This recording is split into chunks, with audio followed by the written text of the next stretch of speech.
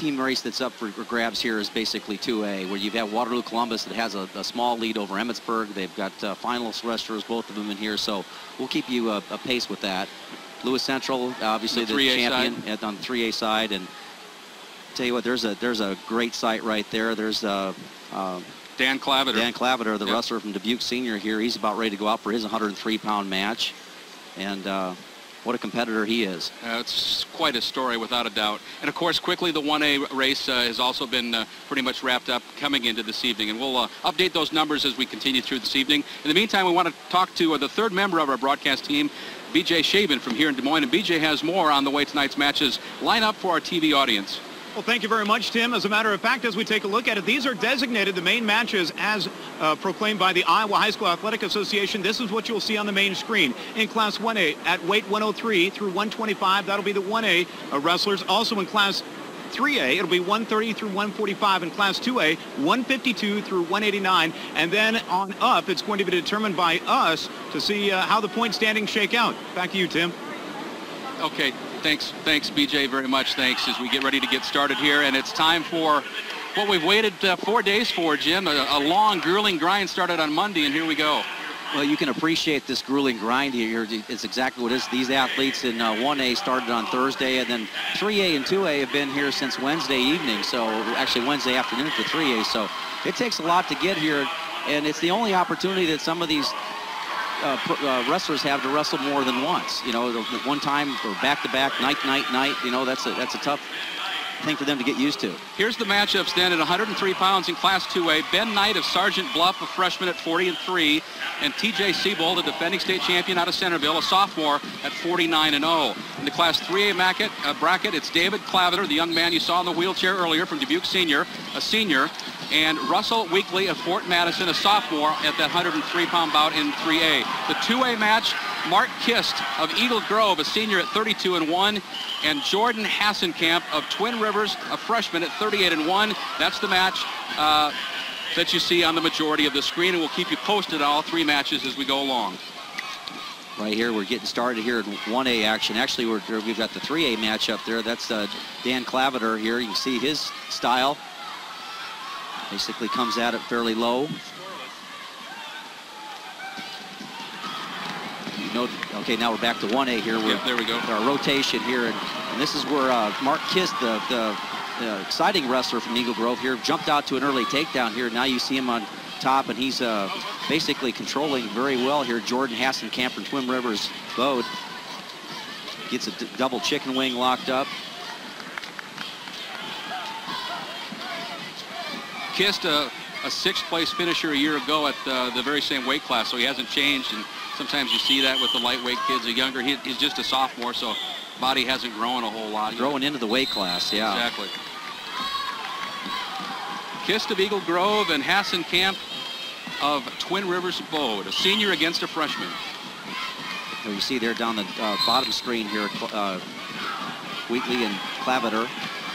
There's a reversal situation here in the big screen here, but Kist basically locks that leg. Does a nice job of keeping control.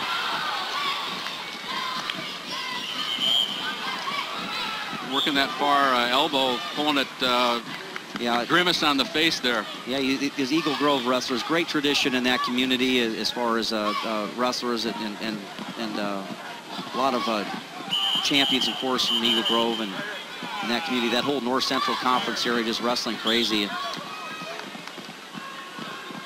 You get here, you know you haven't been alone, but you're a lot of people in your community have been to the state championships, wrestled in it, and makes a big deal. A lot of community sport there in that area. Big time to mention again at the top right screen, the Knight and Sebolt match. TJ Sebolt, the defending champion out of Centerville. He won it last year as a sophomore. Last year, quite a takedown specialist. I know this year, Jimmy's really gone to a pinning scenario there. He's put several kids on his back this year. He's just a hammer on the top position there, and he's probably one of the wrestlers that in the state of Iowa here that's excelled nationally off the freestyle level, and a very nice job of, some of these athletes, a couple weeks they'll take a break and then they'll get right back to competing again. There's a big tournament in Fort Madison here coming up in the spring that they all get to, and a lot of these state champions will end up going head-to-head in that. So good competition always makes everybody better, and Speaking of competition, you've got Mark Kist here ahead, 3-0 in the big mat. He's warding off a shot. Now he does a whip-over technique, and he's trying to hold Hasenkamp on his back here. He wasn't able to do that. Now he's in a neck wrench situation here. Hasenkamp, I think, did a nice job of pressuring back into Kist. And he'll go back to the center. Kist, a 12-3 win in his quarterfinal, and then a shutout 7-zip in the semifinal to make the championship. Hasenkamp 4-3, a close one, and then another one in overtime in his semifinal bout. Yeah, he's just got a good skill level, and you get down here, you're going to have close matches. That's just going to be part of it. And today's a new day, and you got a title to wrestle for. Let's talk for a second, Jim, about Klavitter and Weakley there in that 3A match we saw on the big screen for a second there. Klavitter, obviously a young man that does not have legs, is in a wheelchair, has been that way throughout his life. Great, fortitude and courage to come out and tackle this sport, and has accomplished it at a very high level. He's unbeaten. Yes, he has. He's just he's unbeaten. He's trailing 4-2 here. This is a tough situation for him to be in here, but. That's what makes our sport a little bit different here. We welcome everybody. It doesn't make it any different what your size is or how your body's shaped. It's what you weigh and can you get after it. Klavitter was 8th a year ago at this same 103-pound class. 5-0 now on the 1A match. If Kist of Eagle Grove has extended his advantage now into the second period. He's just been dominant in that top position. Again, 20 seconds left in the period. Hasenkamp trying to get everything. You see how Kist is pinching his knees together. He's got both ankles wrapped, and that's really keeping Hasenkamp from getting any momentum. Now he's coming out to a wrist ride and working into a chicken wing. Really makes it tough for Hasenkamp to get anything going for himself there.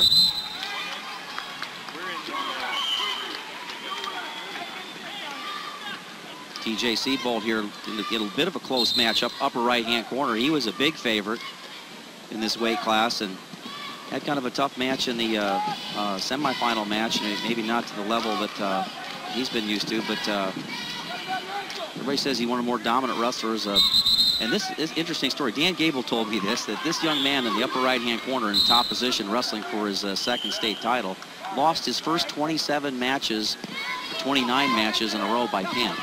Serious. He stood with it, stayed in there with that sport, according to Gable. Wow. So, well, he's hammered a few to their back to make up for those 27. There's not much doubt about that. It's not where you start, it's where you finish. 49-0 coming into the championship match tonight for TJ Sebolt. We talked earlier about going from takedowns to pins. He, in fact, owns the school record now. A guy you probably know, Chad Zappadely, went past his old mark.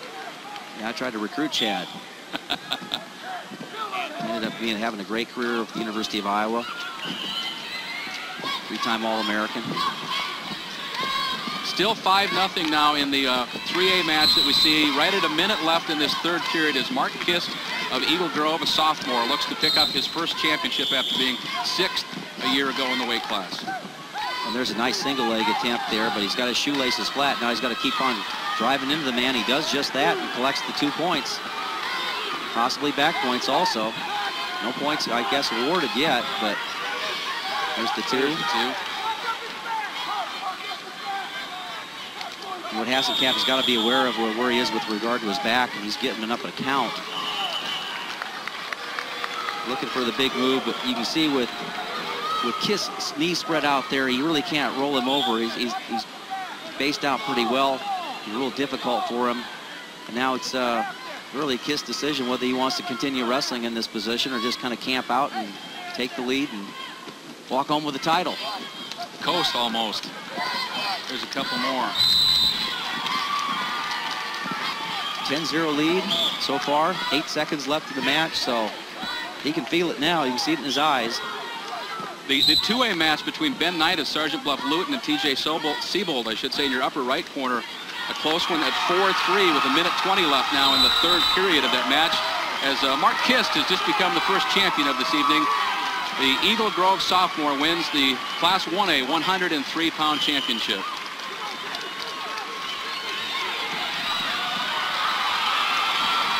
That's what it's all about right there. Yeah, fists in the air, that kind of sums it up.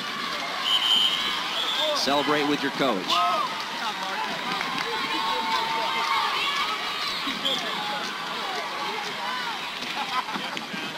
Okay, a minute to go then in the 2A match, and about 30 seconds left in the 3A match.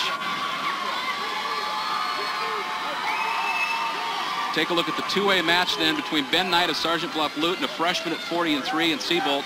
Of course, TJ, the defending champion, as we mentioned last year as a freshman.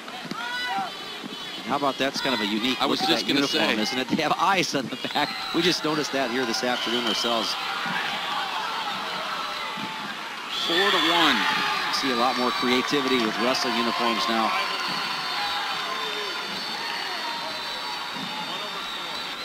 And down on the 3A mat, Russell Weakley has picked up the Class 3A 103-pound championship. The Fort Madison sophomore ends his season 37-1. See TJ Sebolt here from Centerville out to just a commanding 4-1 lead. And the way he wrestles, that is a commanding lead. He just doesn't give you much. It's a nice job of riding wrists. And really hasn't had a great match, Jim. 19-2 win, 14-9. yeah, and you hear the ovation there, and that's given to Dan Klavitter, all right, for his performance this weekend, finishing second in the state. What a story. It's a big improvement from a year ago as a junior when he was 8th. He's second as a senior. Pretty unbelievable way to finish up a high school career. Well, this match has been all Sebolt. And that will do it as TJ Sebolt goes back-to-back at 103 pounds. The Centerville sophomore now has 2 state championships, and I hate to put the burden on his back, but he just might be the next Iowa youngster that has a chance to win 4 in a row. Well, I think he'd be comfortable with that.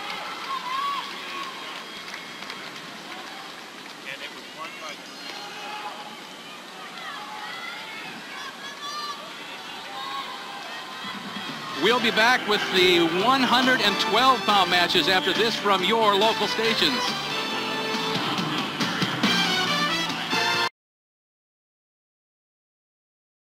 Bank. Ladies and gentlemen, we direct your attention to the award stand area at the east end of the auditorium. Presenting the Class 1A awards at 103, Coach Darren Schreck of Eagle Grove. 8th place, Cale Hall, Nottoway Valley. 7th place, Jace Thompson, Newman Catholic, Mason City. 6th place, Brock Conrad, Southeast Warren, Liberty Center. 5th place, Derek Weller, Bedford. 4th place, Nate Wedeking, Nashua Plainfield. 3rd place, Brady Jacoby, Belle Plaine. Runner-up, Jordan Hasenkamp, Twin River Valley Bode. And the 103 1A champion from Eagle Grove, Mark Kist. Control that puts you in control. Presenting the Class 2A 103-pound awards, Coach Kevin Cochran of Centerville. 8th place, Matt Ludwig, Benton Van Horn. 7th place, Seth Anderson, Northeast Goose Lake. 6th place, Landon Tweeton, Center Point, Urbana. 5th place, John O'Dean, West Liberty. 4th place, Jason Nipfer, New London, Winfield, Mount Union. 3rd place, Kyle Pedretti, MFL Marmac. Runner-up, Ben Knight, Sergeant Bluff Luton. And the 103 2A champion from Centerville, TJ Sebolt.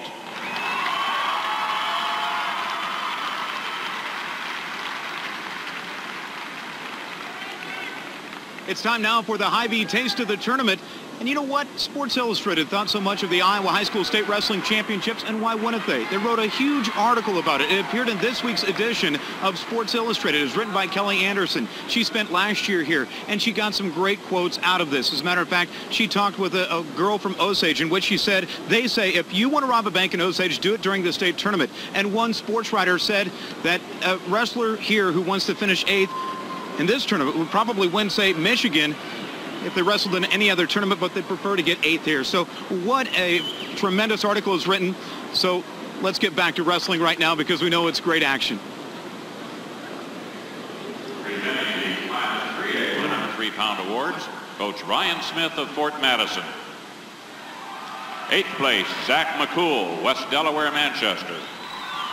7th place, Jeff Miller, Sioux City East. 6th place, Cody McClintock, Fort Dodge. Fifth place, Cody Padell, Iowa City West. Fourth place, Zach Morley, Urbandale. Third place, Jeff Rao, Lewis Central. Runner-up, Dan Klavitter, Dubuque Senior. And the Class 3A 103-pound champion from Fort Madison, Russell Weakley.